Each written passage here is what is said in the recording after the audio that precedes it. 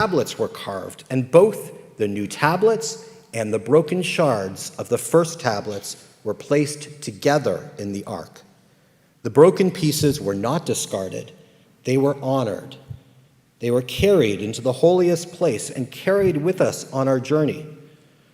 God puts the broken shards in the ark and asks us, with all our imperfections, not angels, not machines, to carry them. And God says, I will place the broken pieces alongside the whole. I will remember even the imperfect, and God calls us to do the same. Our cracks are not evidence that we are worthless. They are the very place through which we learn mercy. The broken shards testify that humanity, that human life, is simultaneously fragile and dignified and worthy of being carried. But that brokenness and that wholeness, it demands something from us. It demands that we refuse to throw away a neighbor because they have failed. It demands that a political opponent can be both wrong and still made in the image of God. It demands that we accept the imperfections of others as we wish them to accept the imperfections in us. For if every human being is created B'Tselem Elohim in the image of God, then to deny the image in another is to deny God. To see only dust in another is to desecrate the divine.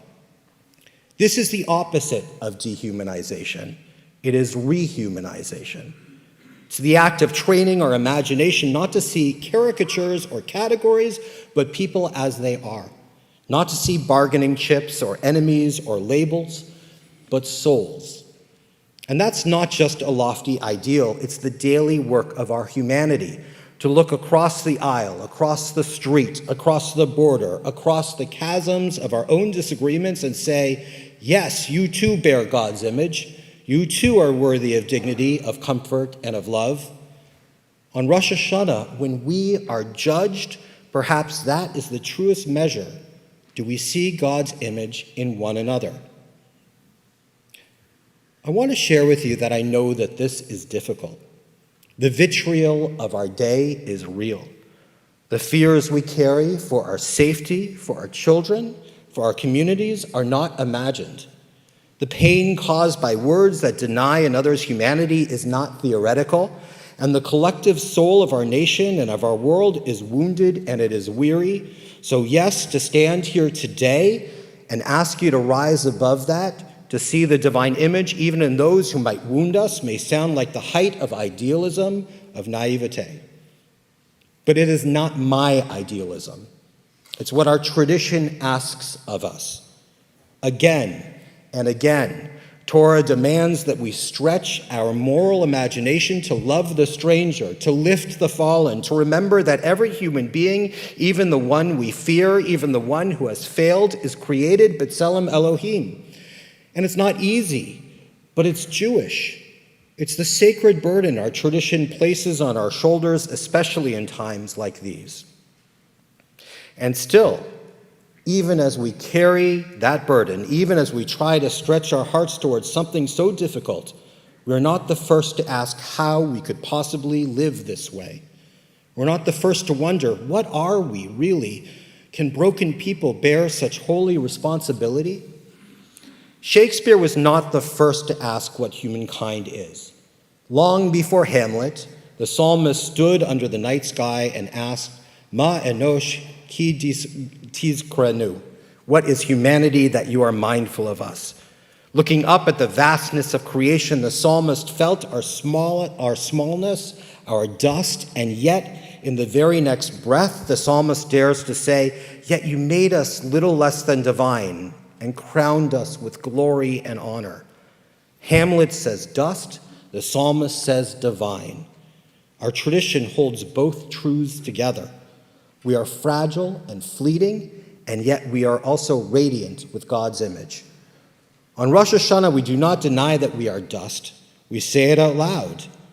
Ki afroach hata, for dust we are, and to dust we shall return.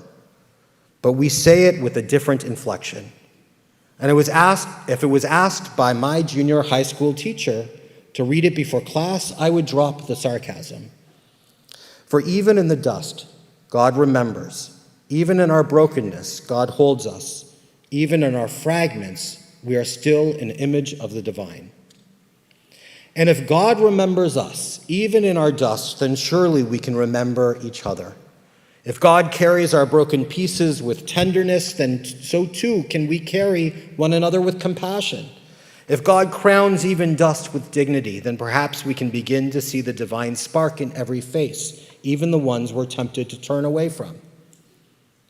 Not because it is easy, but because it is holy, because it is what God has shown us is possible. Please indulge me just one last story about angels. The Midrash tells that after God created the world, the angels whispered among themselves, "Where should we hide the divine image? Where should we hide that image of God? If we leave it in the heavens, humans will not reach it. If we set it on the mountaintops, only the strongest will find it. If we bury it in the depths of the sea, only the boldest will grasp it." And they argued back and forth until finally one angel said, "Hide it in the human being. Hide it in their very souls. That's the last place they will ever think to look." And so it was. The image of God was hidden not in the stars, not in the mountains, not in the sea, but in one another. On this Rosh Hashanah, may we be a community that dares to look there, to look into the face of a stranger and see not threat but soul, to look into the eyes of those with whom we disagree and still see dignity, to look into our own brokenness and not flinch from it. Hamlet says dust, the psalmist says divine. Our tradition dares to hold both and calls us to live in that tension. For dust we are, yes, but we are dust that remembers, dust that loves, dust that bears the mark of the infinite. And if God still sees that image in us, how could we not see it in ourselves? Shana Tova, everyone.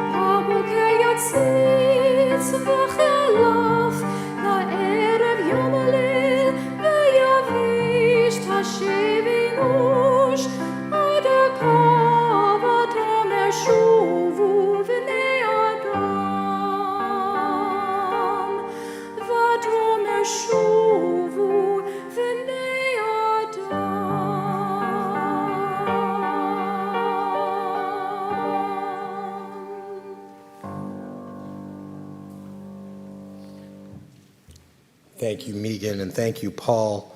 It's now a great pleasure to call upon Jim and Deborah Gollan to step forward as they have the honor of opening up our ark doors. We turn to page 286. That's page 286 in our Machzor as we rise together for the Aleinu.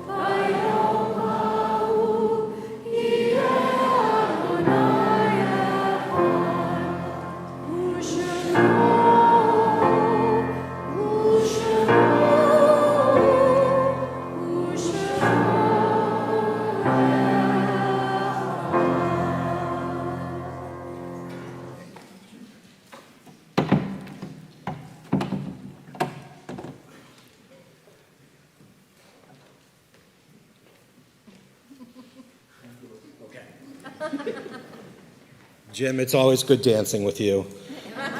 You may be seated.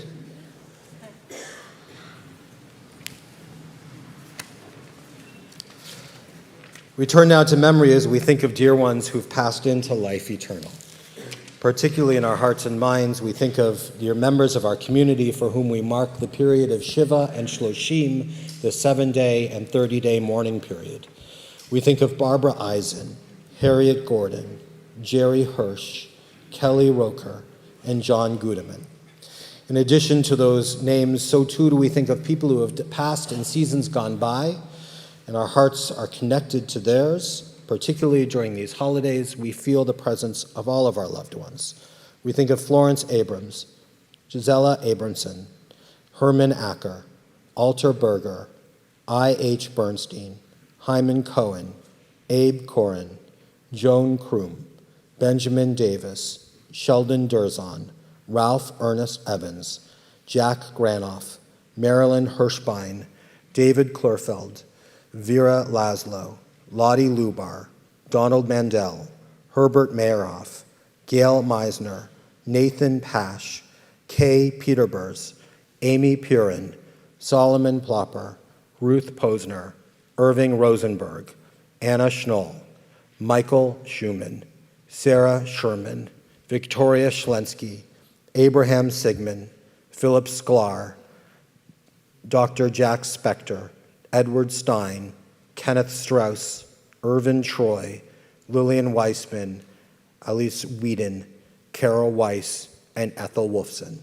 If there are names that should be added to this list or names that should be pronounced differently than I did, please do call those names out loud as I look in your direction.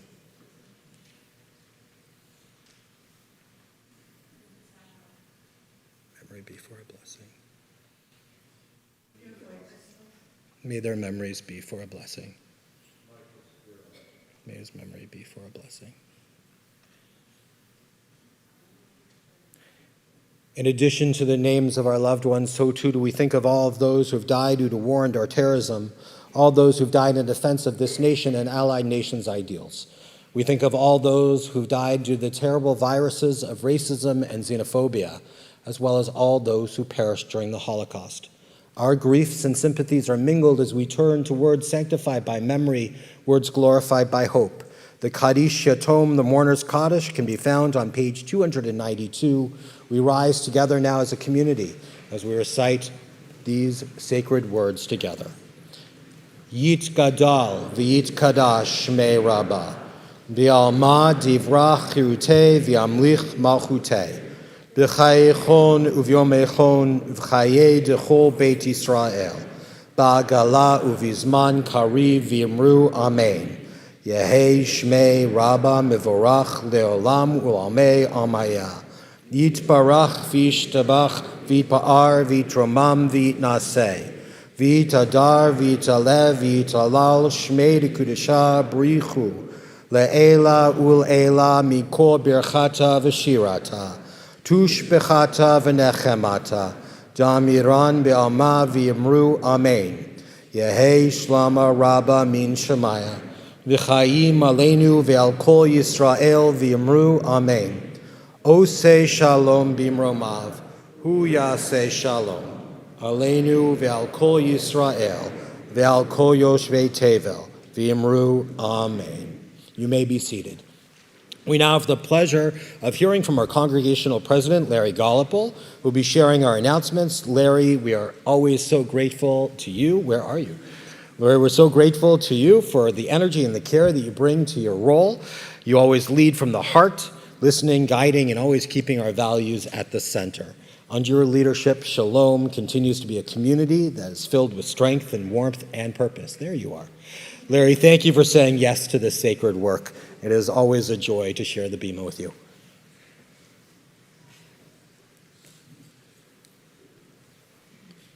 Lashana Tova.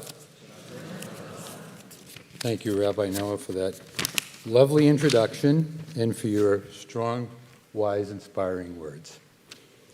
Thank you, Megan, Wendy, Paul, and the choir for your beautiful music. And it's always a joy to see Cantor Berman up on the bima. The Tashlich service today will be at 3:30 at McKinley Marina at the Overlook Pavilion. The second day Rosh Hashanah service will be here tomorrow at 10 a.m. Friday night services will be at 6 p.m. Saturday Torah study is at 9 a.m.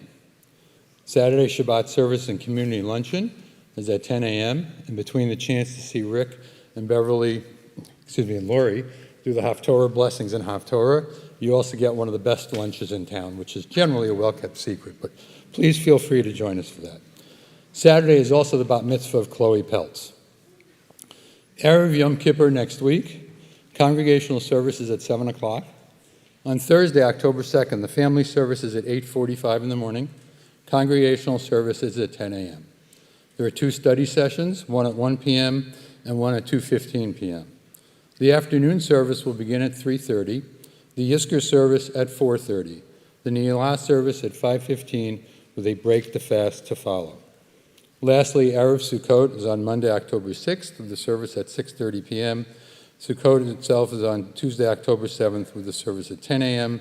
Erev Simchat Torah, Monday, October 13th at 6 o'clock, and Simchat Torah, October 14th, with the Yizkor service at 10 a.m. L'shana Tova.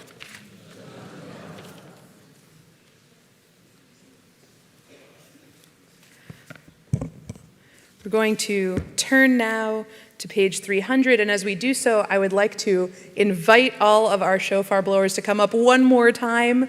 We've got one more Tekiah Gedolah, and we would love to have as many people participate as possible. So Alex, I know you've got the baby, so feel free to bring her. You've got the baby, fabulous. So everyone, yes, now no one's going to be paying attention to any shofar road because we're all just excited to see the baby again. But yes, if Hart and Harvey and everyone could please come back up and join us. I'll read at the bottom of page 300. Our God and God of our ancestors, eternal God of all generations, may your presence in our lives this new year renew our spirits and renew our strength. May it be a good year and may it be a sweet year. And now if our shofar blowers are, we found a place for the baby. Please rise. I'm also completely distracted. Please rise. And we will hear our final shofar blast. Tekiah Gedolah.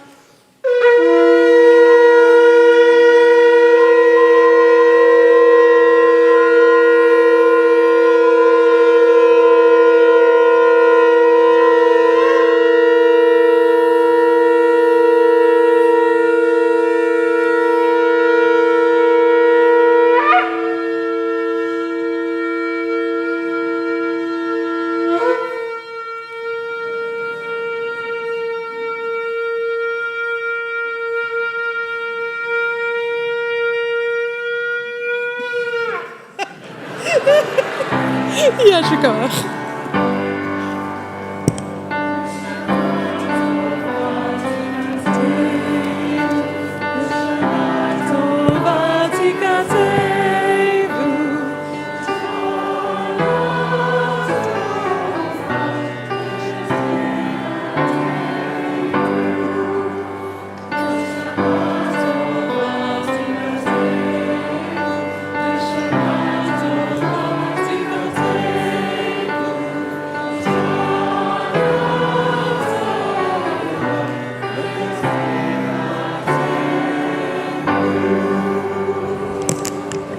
Gemar Hatima Tova, everyone. Shana Tova.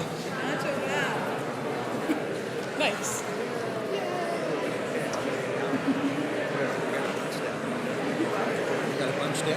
Oh, yeah. Exciting. Tomorrow will be lit. Yeah. Very good.